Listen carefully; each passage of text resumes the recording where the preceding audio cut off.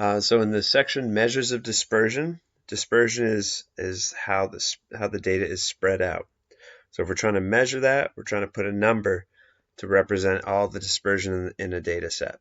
So one tool that's not such a super great measure of dispersion is the range. And the range is found by taking the highest value subtracted by the lowest value. That tells you how many numbers are what quantity is between the highest and the lowest value in your data set. So this is true here. You can calculate the range by subtracting the lowest from the highest. I think students are thinking that this says lowest subtracted by highest, because when we read that left to right, that's the order they come in. But if you're subtracting something from something else, the order is like this down here, right? So if you took away 2 apples from a group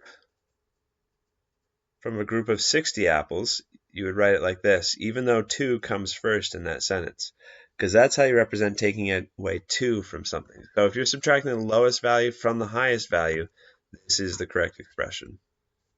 Okay, and then they also talk about, there we go. They talk about variance and standard deviation. They're really close to each other, okay?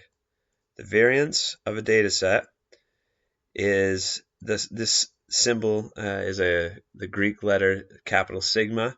It means add them all up, add up all the possible options. And what you're adding up is each individual data point in your data set. So each number in a cell in Google Sheets or in Excel.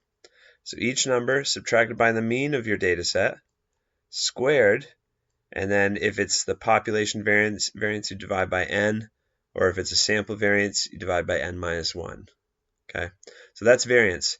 And the standard deviation, look, I'm going to copy and paste this. That's how closely related they are. The standard deviation is just the square root of the variance. The standard deviation measures how far away a value is from the mean.